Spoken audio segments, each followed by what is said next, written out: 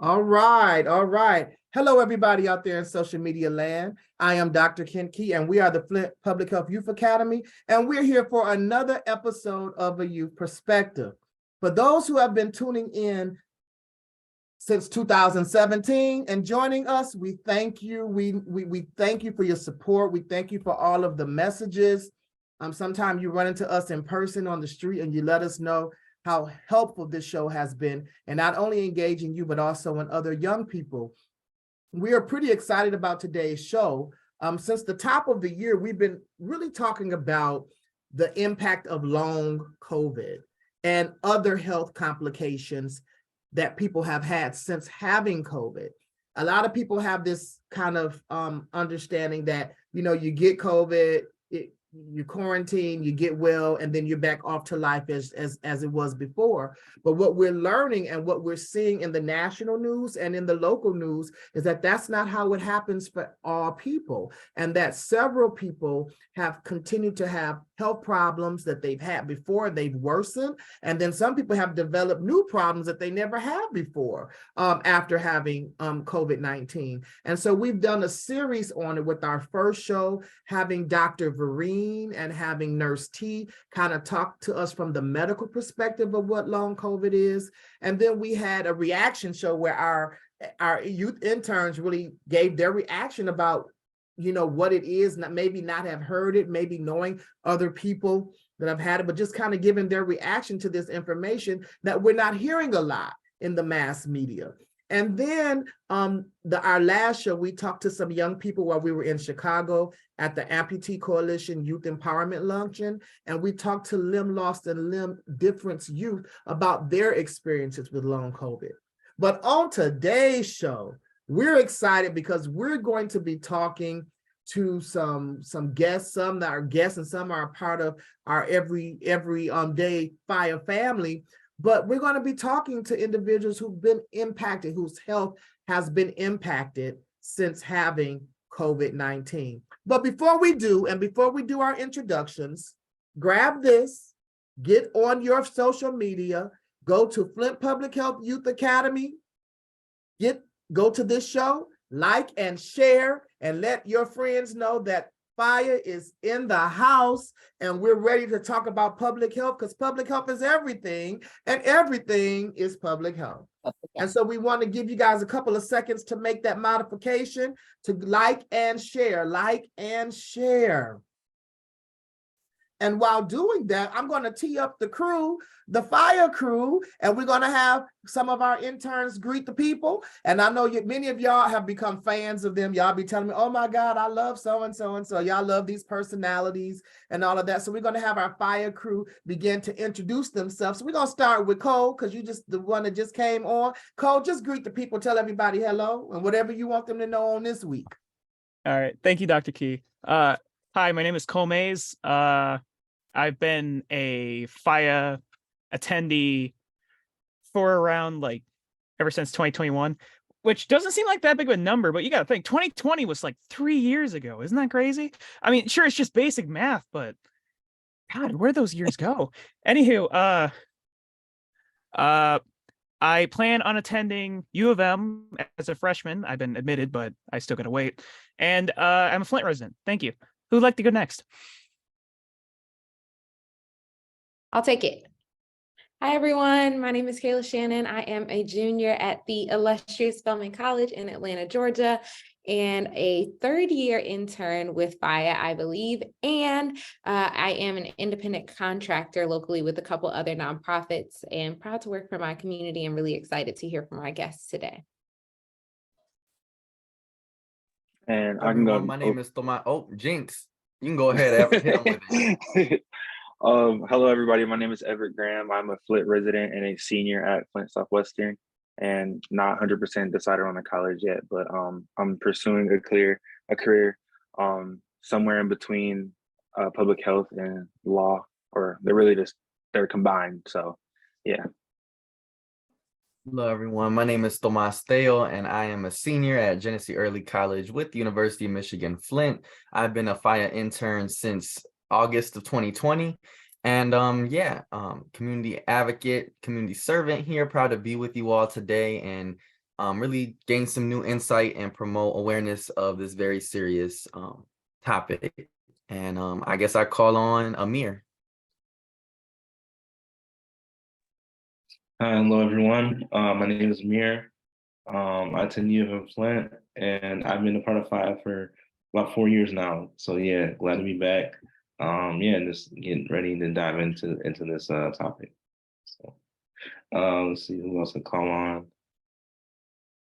Let me call on. Let's see. Melanie. Hello, everyone. My name is Melody Marsh. I'm a senior with Tomas at Genesee Early College in U of M Flint. I'm excited to be here. Oh, I've been a part of FIRE for about a year now. And yeah, I'm excited to be here and just hear about long COVID and all the effects that it has and share it with everyone. Okay, we'll pass it to Asia. Hi, everybody. My name is Asia Donald. I am a second-year student at Oakland University, and I've been a part of FIRE for about 4 or 5 years. Great. I know Seema can't come on right now at this point. Seema, if you can, just put it in the chat. If not, we'll go ahead and go to Dr. Summers. Hi, I'm Monisha, and I work at Michigan State University. I've been working with FIRE since 2017. And I will turn my camera on in just a little bit. I got my son, and he's a little bit wild, so. But I can't wait to hear what our guests have to say today. Thank you. We'll go to Dr. Vanessa DeDanzing. Yes, good evening. I'm Dr. Vanessa. I'm a doctor of public health. I'm a retired detective, New York City Police Department. I'm an insurance producer and a legacy wealth builder. So I'm excited to be here today to get additional information regarding long-term COVID. And Vanessa, just for the regular general audience, Vanessa, you've been seeing her probably since last November, but she, as a mentor of FIRE, but she is also going to be the founding director of our up and coming Brooklyn FIRE chapter. So we're pretty excited about expanding. Next, we will go to the one and only Melissa Mays. You on mute. We're lucky that there's only one of me. Melissa Mays, proud parent of some of the Mays boys that are on, that are part of FIRE. I am also proud to be a Flint resident and FIRE mentor, and a mentor through Flint Rising. And I'll be talking about some of the fun of long COVID today. So thank you.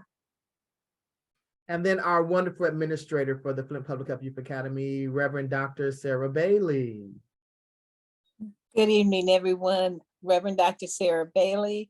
I am the administrative consultant for FIRE.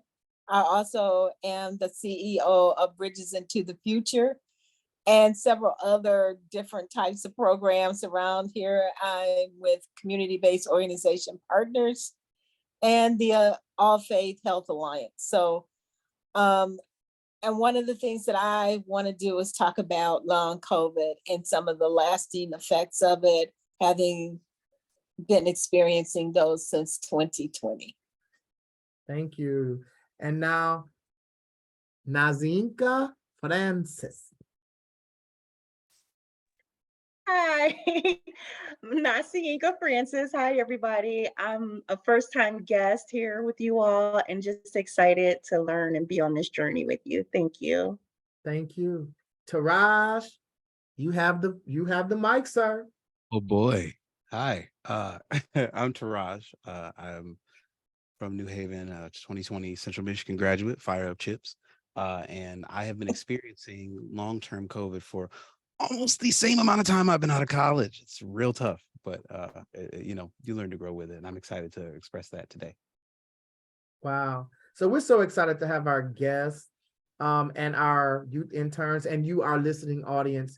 As you know, we try to bring information that's relevant, that's related to our everyday lives as individuals, as citizens, as community members, as family members. And so we really wanted to not just let COVID go. A lot of people are tired of talking about COVID, but the impact of COVID is not over and we're still discovering new things related to COVID. So we wanted to make sure that we did our due diligence to keep this very important topic at the forefront and discuss it in a way that our community can learn and it can be beneficial. So we want to just kind of start off first by just asking, so Dr. Bailey, Nazienka, Taraj, and Melissa have all had health complications after having COVID-19. For some of them, they had health issues that they didn't have before. For others, it exacerbated already existing conditions and made them worse. It's not the same for everybody. And so we're going to just ask our guests to just kind of take a moment and just kind of just tell us your story. What happened once you got COVID, what changed after COVID, and how it has been living with it. And then our interns, I'm sure, will start asking follow-up questions as the conversation begins to evolve. So whichever one of you wants to go first, please go ahead and share your platform. I can start.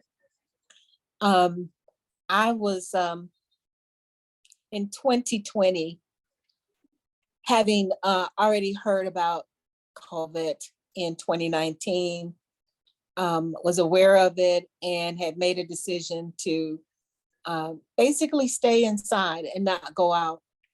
But by October of 2020, I was kind of forced to go out to renew some insurance papers that I could not sign over the phone. If I could do it by phone, I was going to do it during this pandemic. I was not going out.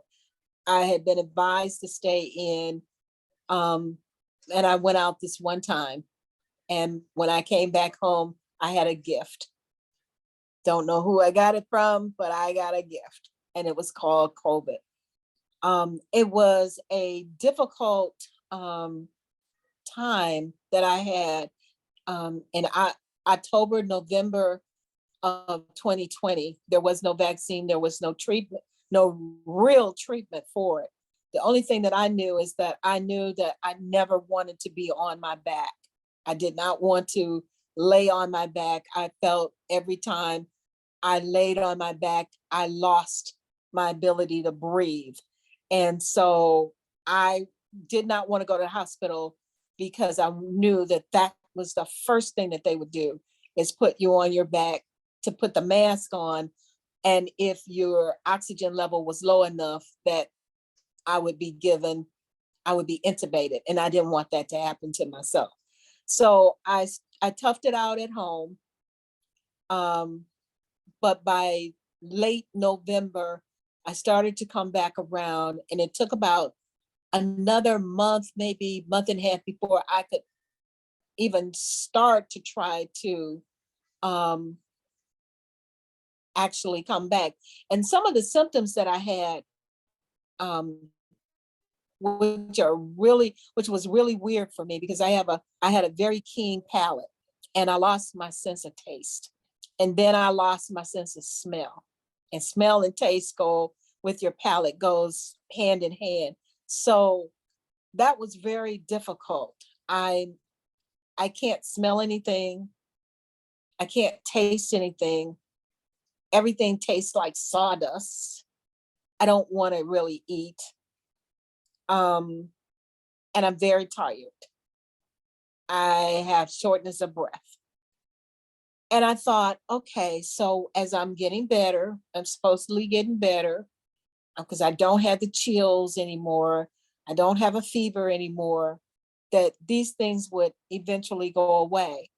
And they did get less. But then I started experiencing these severe headaches and brain fog. And the headaches were like, come on,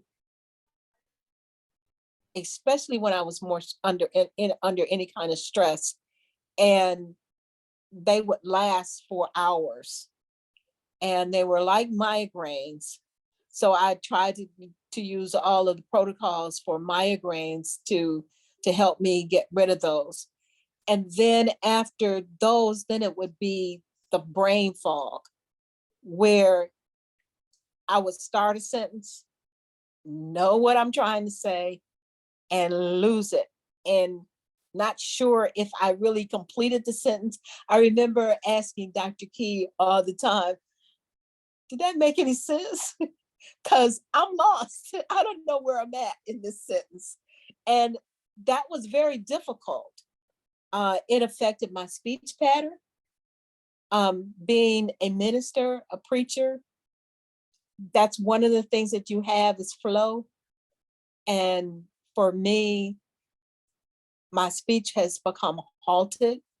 There are now words that I truly cannot say. I try, but I can't. I still experience severe shortness of breath and fatigue. I get really winded and tired. And I used to go up on U of M campus a lot, and a main campus in Ann Arbor. And I would always be walking much faster than all the other folks with me. And now I pretty much need a wheelchair in order to get from one place to the other. So it has been extremely difficult having to deal with that. It's the mental attitude that really is the worst, because these are things that I could just very easily do. And while I realize I'm aging, I don't think I would have aged this fast had it not been for COVID. And fighting through all of this and getting people to understand my limitations, while I don't even understand my own limitations, has been extremely difficult. And I try to work through it. And I thank God for Flint Public Health Youth Academy. Because of the youth, it has kind of pushed me and forced me to do things and to keep moving forward to make sure that I'm staying as up to date as I possibly can. That's my experience. Thank you, Dr. Bailey. Nazinka, would you like to go next? Nazinka? I want to make sure I'm saying it right. I don't want to say Nazi because they're gonna be like, you don't even know her to be calling her a nickname yet. You can call me Nazi. Okay, Miss Nas, I Nazi. said it wrong. Nazi, you can call me Nazi. Nas, like the rapper. Like, it's all good. Well, you about to drop them bars on us, okay? So my experience has been a lot of the things that Dr. Bailey has explained, but mine is a little more complicated. In 2021, I was rushed to the hospital and had to have a pacemaker put in. Didn't even know I was sick. That was life altering for me. Did not know that I was on my way out of here. And once I got that pacemaker, life changed. It changed. So to have COVID with a pacemaker is scary. It's very scary because now my heart is fighting overtime. I have this mechanism here, but now I'm working it double because of this COVID. And I learned that the COVID, so I have wires that go down into my heart and pulse it. I learned that the COVID could attack those wires. And so I'm winded. Same thing she said, I'm winded. I don't want to go to the hospital because we know how they treat certain people when you go to the hospital.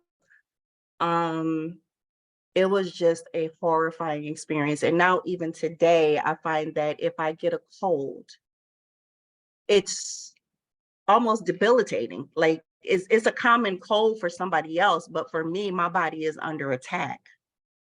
Can't move. I've been sick for a week, but because Melissa asked me to be here, I was like, yes, I'm gonna do it. I was down. I was fatigued. I felt like I couldn't breathe. My children were worried because what's a normal cold to somebody else for me could take me out. You know, but I'm here. Thank God. Thank God. I'm here. COVID for me has also been it's been emotional. It's been like it wears on my mind. You know, there's a lot of anxiety. There's a lot of fear.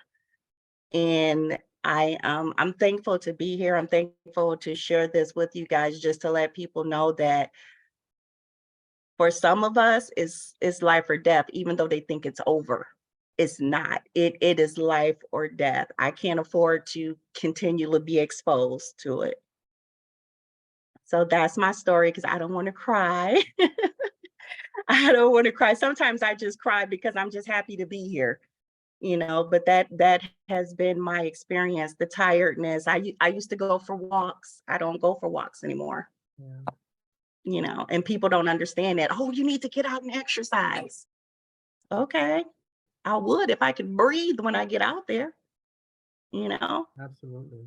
Yeah. So I'm gonna stop sharing now and thank you again. We're gonna come back to you, but thank you for sharing what you have shared. Because I mean, people need to hear these stories because there are people out there that are dealing with this and just thinking that maybe they're just getting older or this was just gonna happen anyway and don't realize it's connected. Because some people had COVID and didn't even know they had it. Still didn't know they had it. All right, Taraj, go ahead and share your experience, brother. Okay, so I've had COVID multiple times now. So I'll segment it into part 1 and part 2 because it created a very two different places in my life. So 2020, I'm out with friends, just celebrating. I don't really go out much. I'm a social person, but I don't go out much. I go out, friends are wilding, life is wilding. I thought I was being good. I was backing up out everybody's face, whatever. I go home, not feeling too well for a couple of days. I am pretty much bedridden for a month. I'm not really able to walk without feeling pain. Oh, I skipped the daytime. I was in the basement of my grandparents' house, working on music as usual, working on things. And I go to stand up to do something because I'm feeling hot. I'm like, I get some water. Now I'll get back to knocking this out. I stand up and my legs stop working. I just collapsed to the ground, unable to stand, unable to move. I'm just there. My grandparents they're not, it's hard. And I'm over 200 pounds. It's hard to get me up, but they helped me get up the stairs, helped me in bed. And then that's where I was for almost a month. Uh, and, it felt like an aggressive flu at first, but then I just kept getting hotter and hotter. And no matter what, I couldn't sweat it out. I couldn't, nothing. It got hard. It was so hard to breathe. It felt like I weighed 1,000 pounds. It was a lot. And, over about a month, I got a little better. Like I could walk, but I still felt heavy. Uh, I don't remember exactly how long I felt like that, but maybe I'll say at least 2.5 months. And, I was up and moving and I didn't have COVID. So it's like, at least I couldn't give it to people. So I went back to work and I work for a TV station. So a lot of it is just sitting, pressing buttons or lifting heavy boxes. I couldn't build stages comfortably for work, but I had to just pretend. And it was a very, draining task. I didn't realize that I was becoming so fatigued from that. So over a couple months, that heals. That's fine. I still have pains, like the heat that shot down my back that stopped my legs. I get that almost every couple of days. I have it right now, actually, as I'm sitting here. So you're not going to see me stand because I'll probably fall. But, I'm only 24, 25 at the time. So confusing to everybody. Well, the next time I had, maybe 6, 7 months later, I didn't even go outside. I didn't go somewhere. Someone came to me, ends up giving me COVID, which it happens. I'm not mad at them. I understand. But the second time I could walk, but I couldn't breathe. No matter what happened, I was like I couldn't breathe. To this day, that feeling hasn't gone away. I've done breathing exercise after breathing exercise after, because it's hard to do actual physical workouts, besides like long walks, which I was doing when the weather was better. And it's just become very hard to breathe. And like I said, working on music, I'm a musician. Like breathing is half the battle. If you can't breathe, you can't play, you can't sing, you can't rap, you can't this. So it was very mentally terrible on me. It was very draining. And I've gotten a little better from that, but the breathing issue is still here. It still persists very heavily. It's not good. Yeah, that's the easy summary of how my life's been. You're muted, Dr. Key.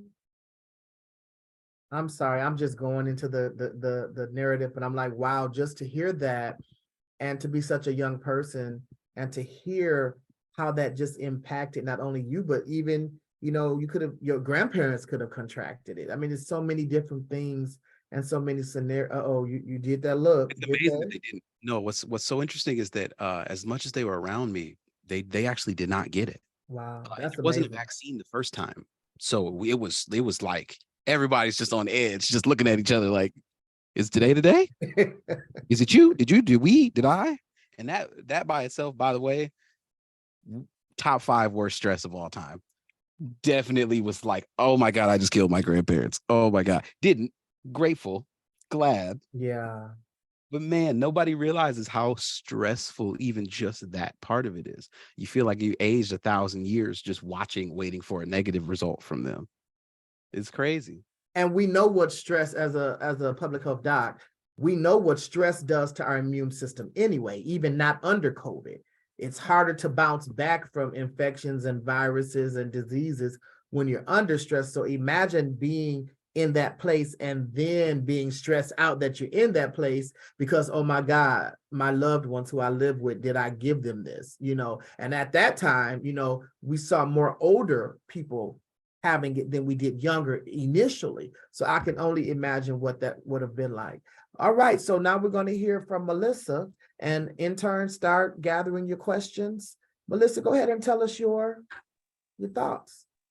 So fortunately, unfortunately, I was already taking care of my health because of being poisoned from the Flint water crisis. So I already had a slew of doctors, went from having no health issues to having an autoimmune disorder, seizure disorder, and other issues. But luckily my heart and lungs weren't damaged by, the toxic water, so I was like, all right, but we've been going through it for several years. I have my specialist, I have my medication down. We'd gotten it, under control. We had the seizures under control. We were working on the autoimmune flare-ups, working on the gastro, all the broken organs, had them going, since 2015. We were stabilized. Then we started hearing about, at the end of 2019, early 2020, we started hearing about this disease that was, respiratory disease that was hitting over in China. I ended up developing, and it was, and what's messed up is I throw concerts, I put on metal shows, and December of 2019, I had thrown a concert and I was up on stage and I was out of breath, and I had said, don't mind me, I'm trying to kick pneumonia, because I had pneumonia, and my doctor had prescribed me multiple different Z-Packs and different antibiotics, but for some reason I couldn't kick it. And every time it seemed like I got a little better, like I almost passed out at work. Nasi actually was there. We were, getting food and gifts for our consumers and everything. And I was laying there on my desk and I had 104 fever. And I'm like, I think I'm dying. I think, this pneumonia is getting me. I couldn't breathe. I couldn't move. And then I would start to get a little bit better, and then it would come back. And then it came back as like my hearing, and then my vertigo, it was dizzy. So all of the beginning of 2020, I'm like, what is wrong with me? And then it clicked. And then my doctors were like, oh my goodness, it's been here. And then, of course, you don't find this out, just like the Flint water crisis, you don't find this out until later. It's like, oh, well, you were going for months with all these antibiotics, which was, of course, destroying my stomach and making everything just a mess. While you're dragging through here, you had COVID. And not only did you have COVID, because you didn't get treatment, there was no treatment available. Nobody even told you it was COVID yet. It was a struggle just to get a test in March and April and May of 2020. Guess what? You could have had it twice. You could have done it because, we push ourselves because we're dumb, as Americans, to go to work and to go do this stuff. And, you figure it's just you. And luckily, no one in my family got it because I had everybody stay away from me because I could not get out of bed for a couple of weeks. And I just thought, well, this is it. Great. All this fighting with the water and everything, and pneumonia got me. But then you realize it wasn't pneumonia. And then, I started having heart palpitations. I started having dizzy spells. My seizures changed. Medication I had to be altered and stuff. So then all of a sudden I'm on this long waiting list to go see a cardiologist, to go see a pulmonologist because I couldn't breathe. And I was one of our cohorts in Detroit, Sylvia Orduños, she had early on gone to Henry Ford Hospital on a ventilator for a week because she had it, and she didn't think she had it either. She thought she had pneumonia as well, and she was out passing out water and passed out. So after she got out, we were talking in a meeting, and I kept talking slow, which is not normal for me, and running out of breath. And she told me to get a pulse oximeter, and to wear it on my finger. And so I was taking pictures and sending her these percentages. I'm like, it's jumping all over the place. What does that mean? But she noted that my heart rate was anywhere from 40 to 150. And she said, is it normal for you to bounce? I'm like, no, usually my heart rate's pretty chill, pretty low. Come to find out, going through all these tests for months upon months upon months after being on these waiting lists, that I have, and I have a monitor implanted. I have heart scarring from COVID, and I also have lung scarring. So now I was diagnosed with adult onset asthma due to COVID. So that's been a difference. It's been different. I never smoked in my life, and here I have asthma as a grown-up, and heart palpitations, so my heart rate still likes to jump. And I've got this piece of machinery, not as severe as Nasi's, but we both match now with our robot heart things. But yeah, so it's been a learning experience. And also, like, I couldn't get the vaccine when it first came out because no studies had been done on people with autoimmune disorders like mine. But then what they're finding out is it's neurological damage. I actually had gone to an ENT. I lost hearing. My 8th cranial nerve was damaged. So that's going from your ear to your brain. So I had lost some hearing during COVID. So now I'm talking even louder, and so there's all of these different things like, difficulty seeing at night and all this. So now I'm on more medications. I'm on the inhaler. The one inhaler I got to do twice a day is $460 a month. And that's insane. And so then now I've got all these meds, everything got disrupted. My body's not listening to me. So it's totally mutiny. I was in and out of the hospital left and right, got on I had a major surgery because I guess I was going to have organs exploding. And it got pushed back 3 times because the hospitals were full. So I almost died. That was cool. But then it's just been difficult. And then all this work, and I hadn't left the house. And then, one of my sons, his supervisor lied about having COVID, and he brought COVID home in beginning of 2022. And then it hit me again. I'm like, no. The first time I didn't lose my sense of taste and smell. This time I did. And now I get those weird phantom smells where it smells like somebody in the house is making like beefaroni, like, you know what I'm talking about? I did not like it as a kid, don't like it now, but it just randomly like pops up. And I'm like, oh my goodness, who's doing that? But, knowing that it's neurological and I've got a good neuro team and everything to help me with all of this stuff has been a big help.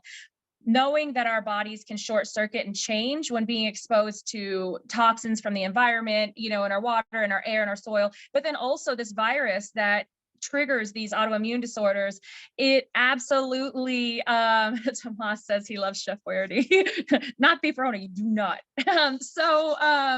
But yeah, so basically it's going to live with me forever. And that's hard for me to accept because I'm stubborn. It's also hard for me to accept that all the work I'd done to get my body better or working from the poisoning, I had to redo this. And and then also I'm outlandish. I miss concerts. I miss throwing my shows, but I don't want to make anybody sick that I love.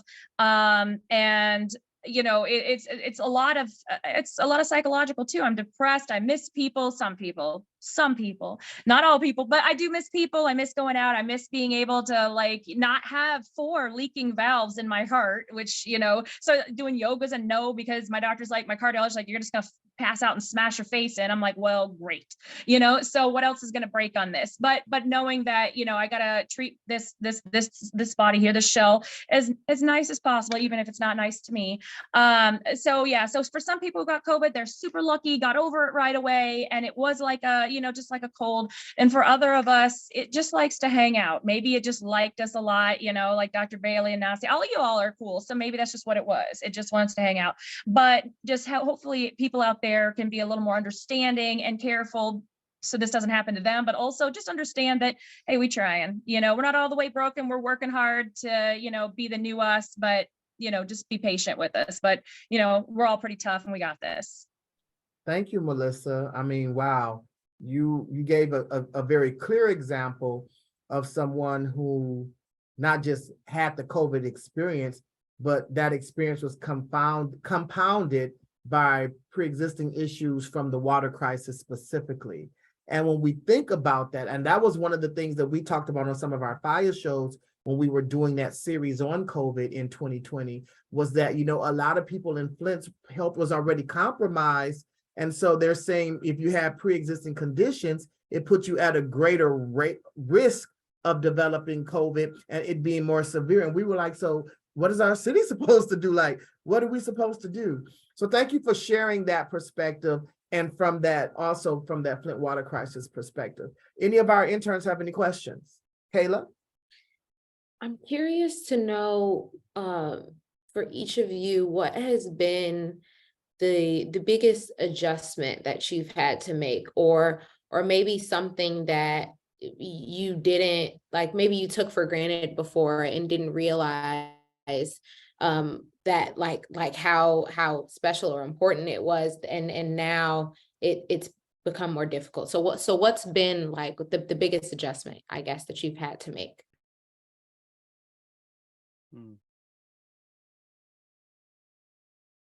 I'll take that one.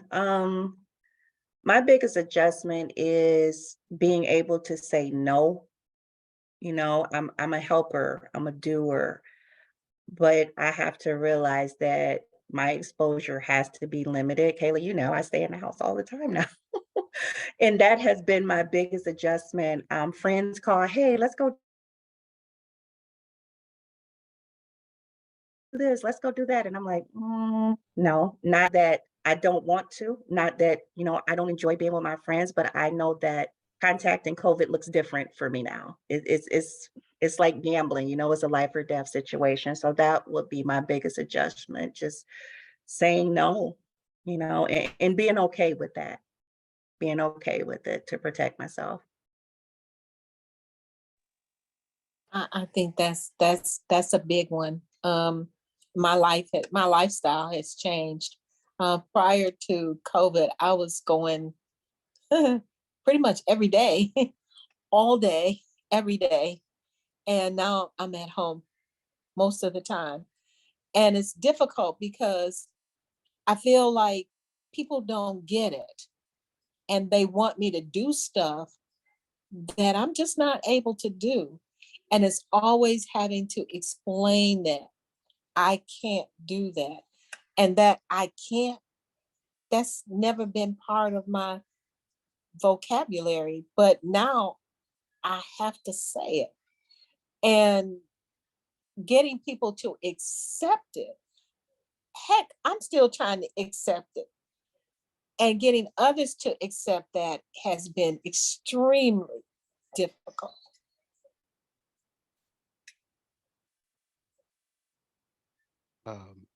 Personally, I think my biggest thing was acceptance of strength, and I don't mean it in the sense that I am like a very strong individual. I mean it in the sense that I have to, uh, you know, this is a thing that a lot of people that are young just have to do in general. But you know, remember that I'm human in a sense. I'm a very giving person. I try to do a lot for people. I try to do a lot of things in general. And what I have learned is that I'm physically and mentally sometimes not present anymore, not the way I was. And like I have to listen when my body and mind talk to me. I can't be like my old self and just moonwalk past whatever irritating thing is going on with my shoulders, you know, because I have a lot of physical, like I have twitches a lot, so my joints naturally hurt. So I had to learn the difference between that and COVID pains, or that and chronic pains, and that and, you know, and I've had to use that in acceptance of maybe I can go here, maybe I can't.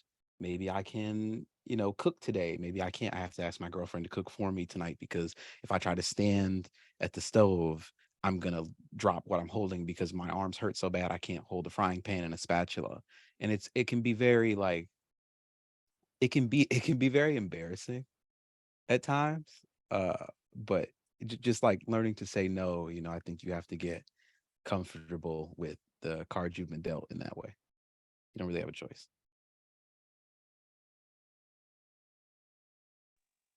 I saw that Melody had asked about pushback, and that's something with work. That's something that I had to get used to, not being able to tackle all the things that I used to be able to do, like putting on shows, plus work, doing social work, plus doing all the water crisis work and advocacy and everything. I can't do all those things. And then for work, they're like, well, we expect this out of you. What's going on, especially during 2020 and 2021. there was no, I mean, they had only started saying the long COVID, in 2021.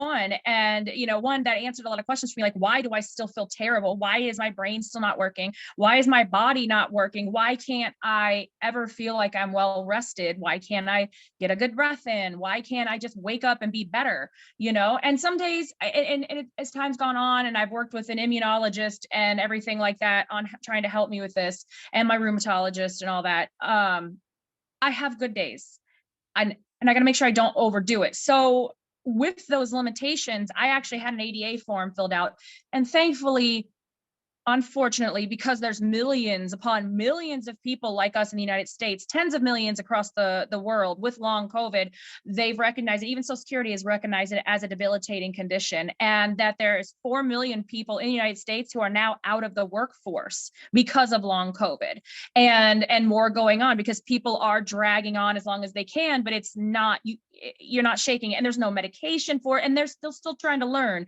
I've been in a John Hopkins study since, I think, beginning of 2021 on long COVID, and several other support groups and everything. So yeah, now the ADA there are forms that protect you if you have long COVID. Your work has to have reasonable accommodations. But at first, yeah, they couldn't understand why I couldn't do these things, but also I couldn't either. And then, then they're talking about then the lockdown and COVID, and also Nasi and I work in mental health. So there's all that anxiety, and then getting sick, and then being on, from being out there and being able to help people to not being able to go out there and help people. And then our bodies are doing something totally different, and all the things. Like, I love cooking, making these big, cool things and posting it. People are like, why don't you cook anymore? I'm like, by the time I get through with my day, if I get all the way through it, yeah, no, we getting pizza. And I hate that, because it's not the best thing for me or anybody else. But I'm just like, yeah, no, the thought of even getting dishes out, oh my Lord, the thought of making a decision is also very difficult. So yeah, so there was pushback at work at first. Now, I mean, very understanding.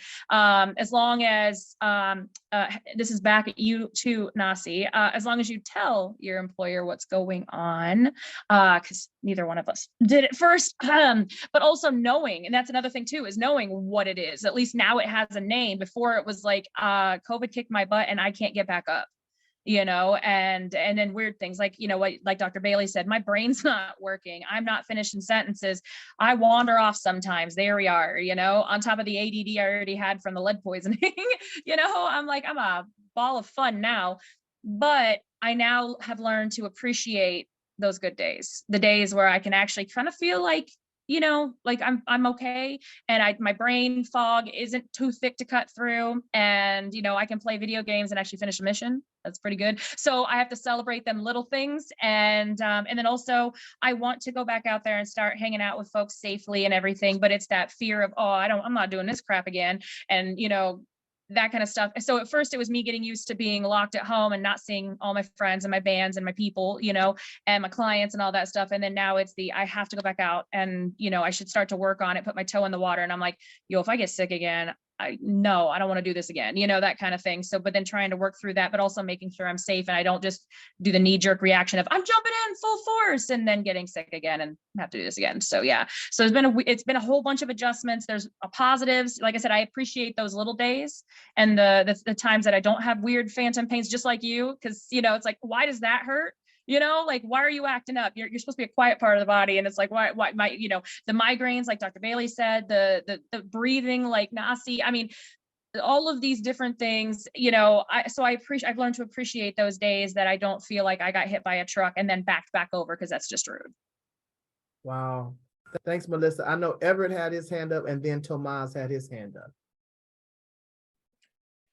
Yeah, so I kind of had two questions. My first one is kind of bouncing off of what Melissa and Miss Nazi were talking about. Earlier in the show, Miss Nazi was talking about the kind of distrust for some folks when it came to physicians and doctors. And then Melissa was just talking about going through the process of having multiple doctors.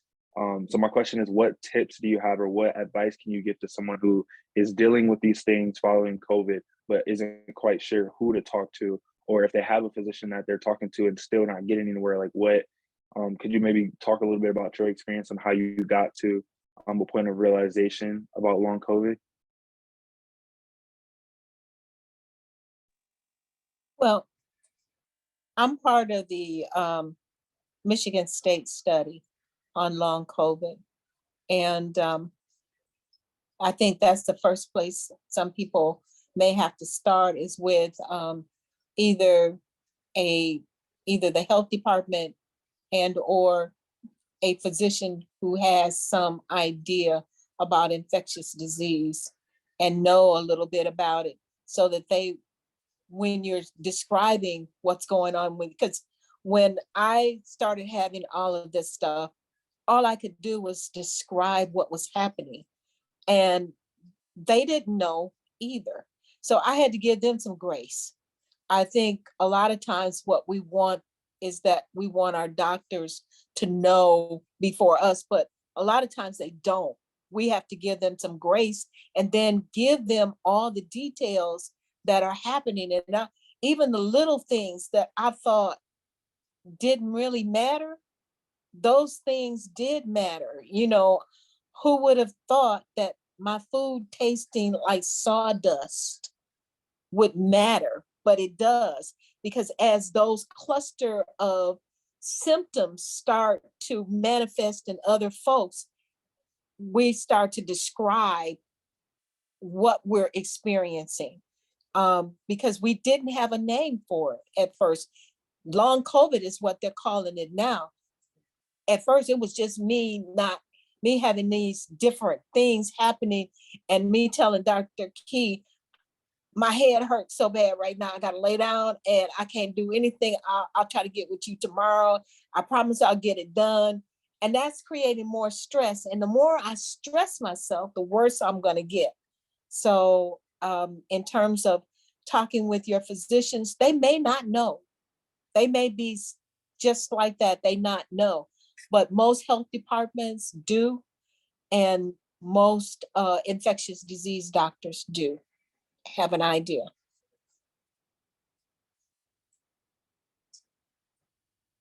Anyone else want to respond to Everett's question?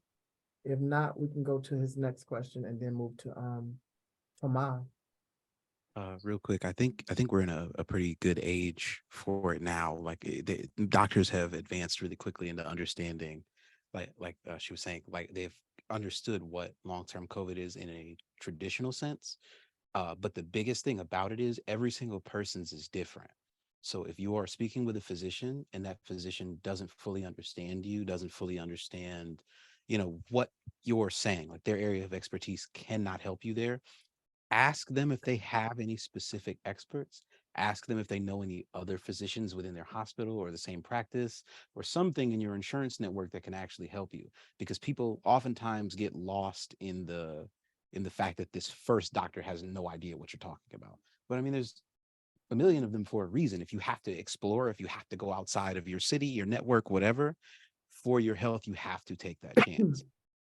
To just accept whatever circumstance comes with that and do your best to find someone who knows what you're talking about. And I just want to add to remind people that a lot of people with long COVID are younger folks who didn't even have a severe COVID infection. So that's something, for people to be like, well, it can't be long COVID. What's happening with me because mine wasn't too bad. But no, the studies are showing that a large percentage of folks with long COVID are younger people who didn't have that severe of an infection, didn't go to the hospital, that kind of thing. So just don't try to brush it off, especially if there's weird things happening with your body. Always go to your doctor. And if your doctor doesn't listen, you find another doctor. And there's a lot of support groups. There's a lot of support groups online for people who are struggling. We actually have a Michigan group, but there's also national groups for people with long COVID. And there are actually long COVID clinics that are popping up all over the United States. U of M has one. I know that the waiting list is kind of long, but they are popping up as it's being more and more acknowledged. But yeah, just don't brush it off and be like, well, COVID didn't put me out on my back. So, but apparently that doesn't matter. A lot of people had mild cases and are still dealing with long COVID. Great. Kiera wanted to respond, Everett. Then we're going to go to Tomas and then come back to your second question, Everett. Go ahead, Kiera.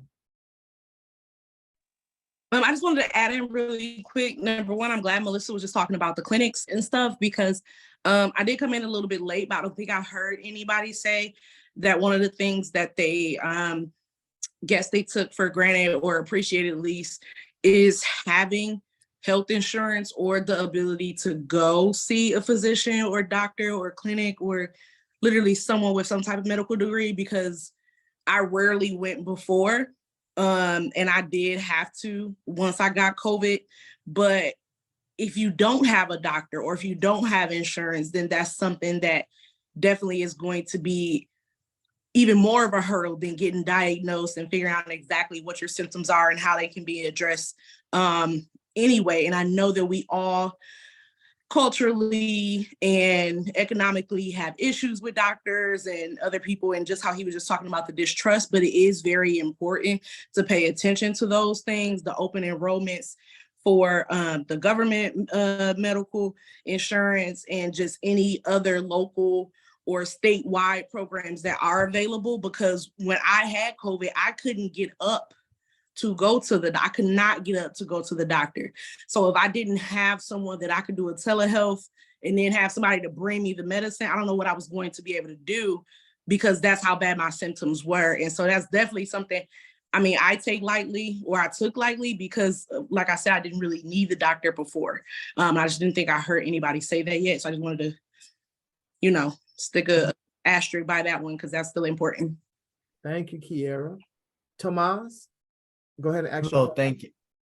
Thank you. Yeah, I guess before we close out, I guess 2 brief questions that I had, but they were kind of partially answered. So number 1 was, how did you self-diagnose yourself that you had long COVID? For any viewers out there who suspect that they have it, how were you able to identify that you had it? And then secondly, this question was partially answered, but I just wanted to reiterate it again, or re-ask it again.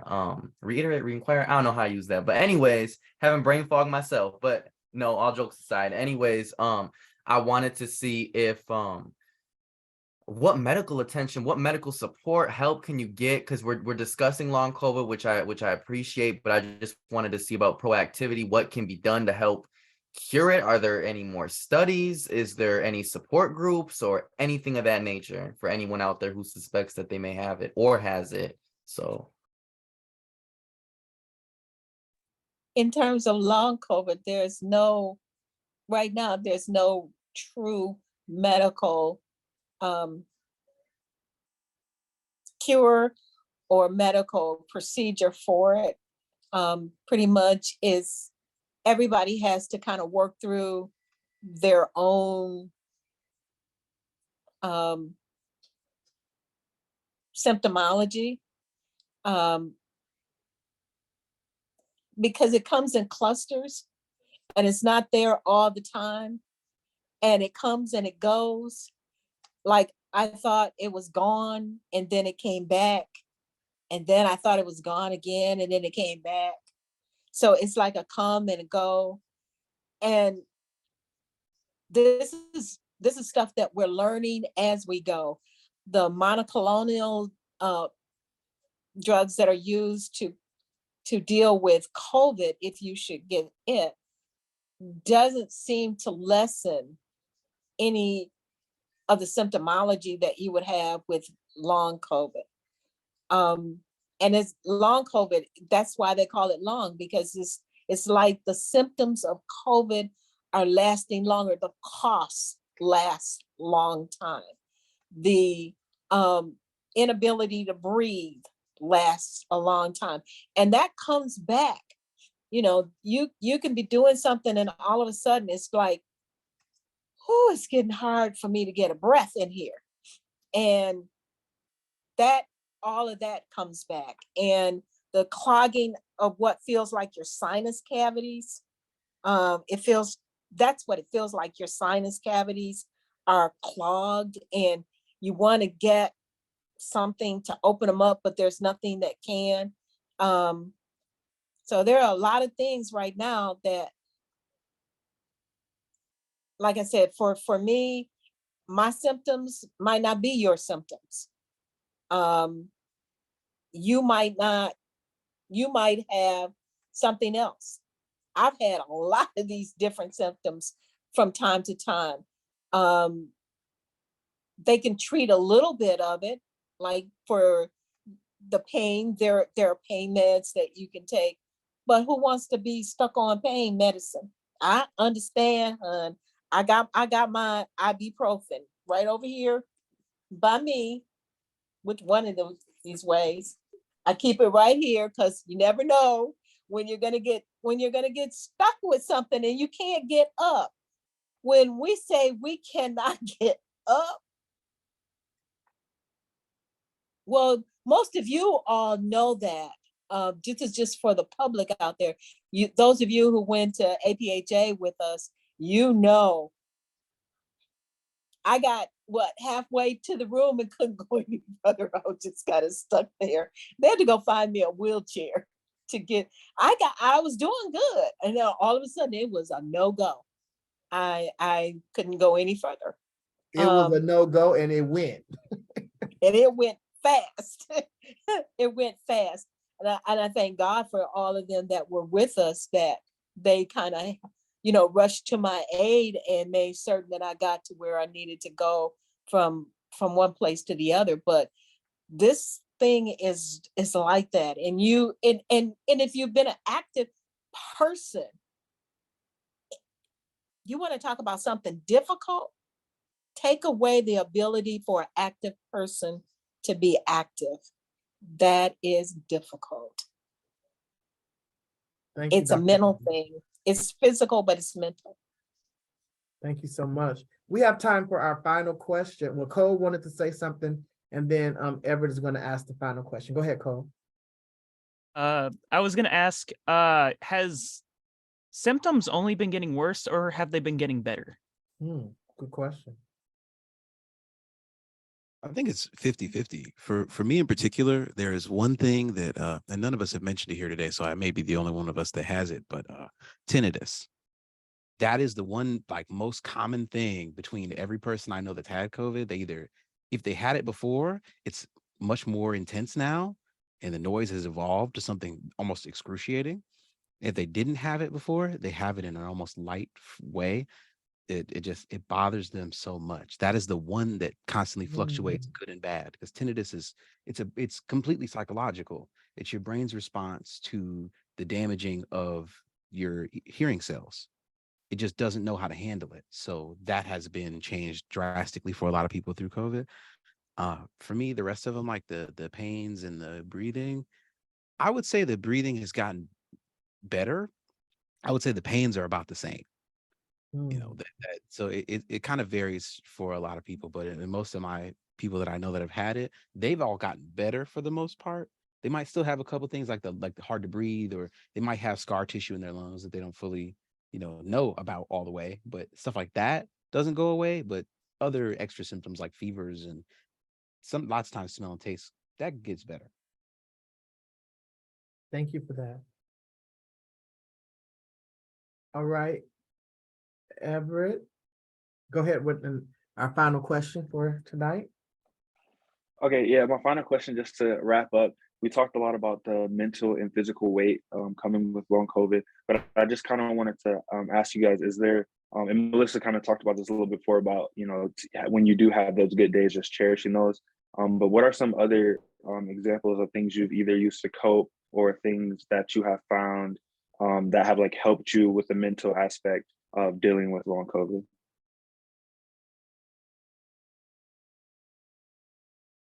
So coping mechanisms. Well, fire is one of my coping mechanisms.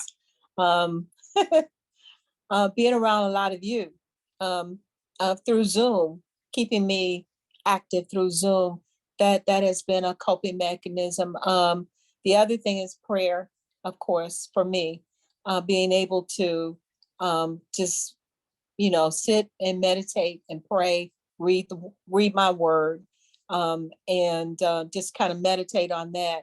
And then talking with some of my friends, the friends of mine who haven't died. And you guys got to realize that I'm in an age group where I lost a lot of friends. Lot of friends. And it's really wonderful to be able to talk to those that are still surviving. Yeah. Anyone else?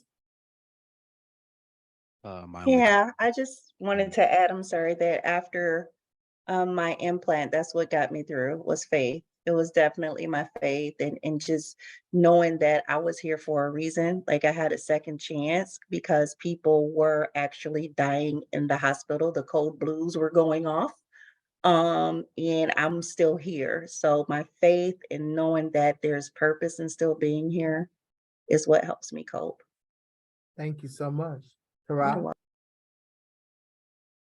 welcome. Oh, honestly speaking, I don't really have helpful, like true coping mechanisms. The only things that I have is a tea to help clog or unclog my lungs and music. That's really, I guess, what would be my coping mechanisms, because all I can do, especially for a while, I wrote 2 whole albums unable to move from my chair.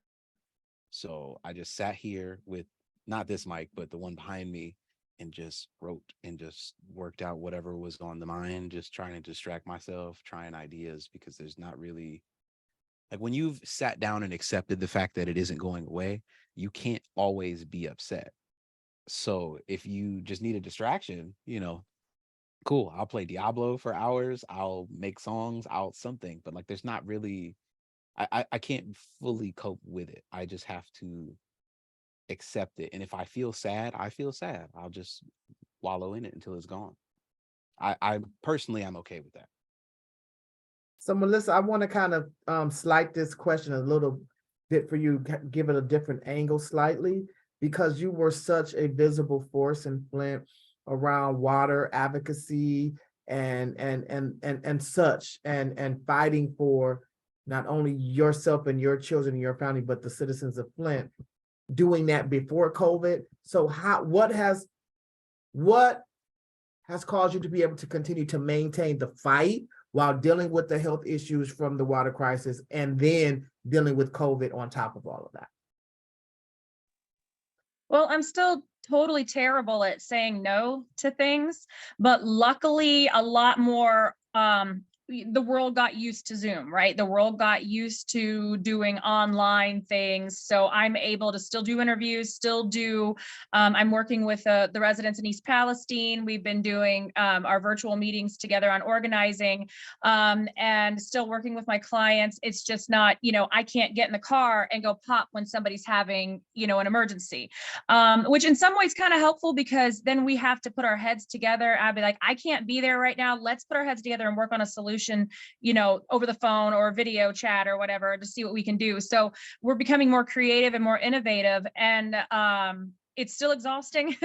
I still haven't been going out and doing the meetings like I'd like to. I'd like to be in person, but I also know that I have to limit that. I have to limit my exposure. So now I'm just like, well, all right, I guess I'm going to do videos. We're going to do live streams. We're going to, and FI has been awesome. And we're going to, do the organizing just long distance at this point. And then now also wrapping in COVID, what's been going on with the impacted residents of Flint, and using that as ammo, saying, look, we got hit hard. We lost so many amazing people. We had a 12.5% case fatality rate in 2020. That was the highest in the world. I just want to say, in the world. We had that in Flint, and of course it was a blip in the news, that kind of thing. So just keeping that in mind, that, we're immunocompromised, immunosuppressed, all that stuff to begin with. And now we have COVID, which added on to it.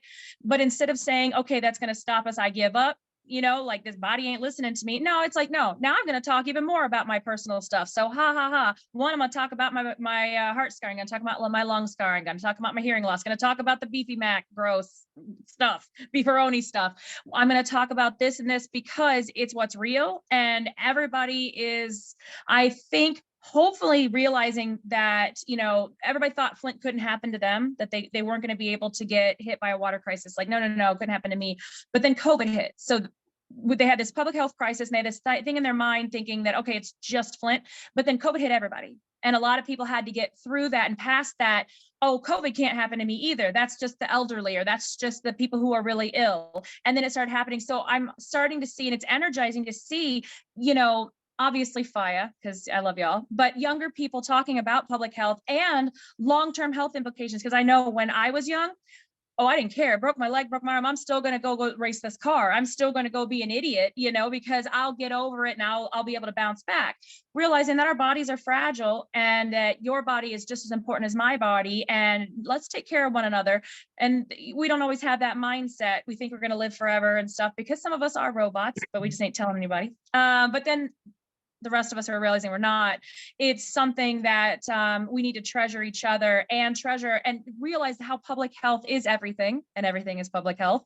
And so wrapping all of that into every kind of like environmental disaster, legislation, everything, working on the laws to make sure that they actually are public health focused and all that. So it's given me another tool for the activism, even though I'm not on every single camera and I'm not at every single rally and I'm there in spirit and my angry spirit, but my body can't be there. I'm going to try to still throw in as much as I can do. And hopefully other people are picking up some of my meanness, and I know you are, and making me proud. And then I won't need to be everywhere. But that's just awesome. And that's why this is so important, that Wi-Fi is so important and everything you're doing, not to like pump up y'all's egos or anything, watch that stuff. But it's giving me hope for the future because people are actually realizing, oh yeah, public health can actually, I could get sick or somebody I love could get sick and get hurt. So maybe we're all growing up as like, you know, a human race a little bit to realize, oh, that can happen to me. Let me try to work on it so we all don't get poisoned or sick or another virus come beat us all up this bad. So there's that. Also, you know, energy drinks, at least plant-based energy drinks, you know, I went off the Red Bull. So now, you know, that. So, and naps. Oh my goodness, naps. I'm total old person now. I love it. Naps are great. So there you Naps are everything. I think we were talking about this, me and a couple of people yesterday were talking about naps. However, we're out of time. This has been an awesome show. We again want to thank our special guests. Thank you all for joining. We meet every other Friday at the same time. So if y'all ever want to hop on and get into the discussion, find out what the topic is about. Public health is everything and everything is public health. We talk about chronic disease, infectious disease, social justice, music, arts, fashion, pop culture. All of those things are intertwined because it all impacts us as individuals and it all impacts us as communities. So again, we thank you for joining in. Remember, long COVID is real. You may not know you have it, but if you are having some of these clusters of symptoms that our guest spoke about today, you might want to go check out and check, you know, go and talk to a doctor, talk to someone, because you have to take care of your body because it's all that you have, right? And as I think about things like what we're dealing with now with the mass shootings and active shooters and all of this stuff is happening, everybody can't just get up and run like they used to. Like, this impacts us in every way. And so we want to make sure that our public, our community, our village is one empowered with knowledge so that they can make the best decisions so that they can live their best life. Again, thank you for joining us for another episode of A Youth Perspective. Remember, public health is everything and everything is public health. Good evening, everyone. Have a good night.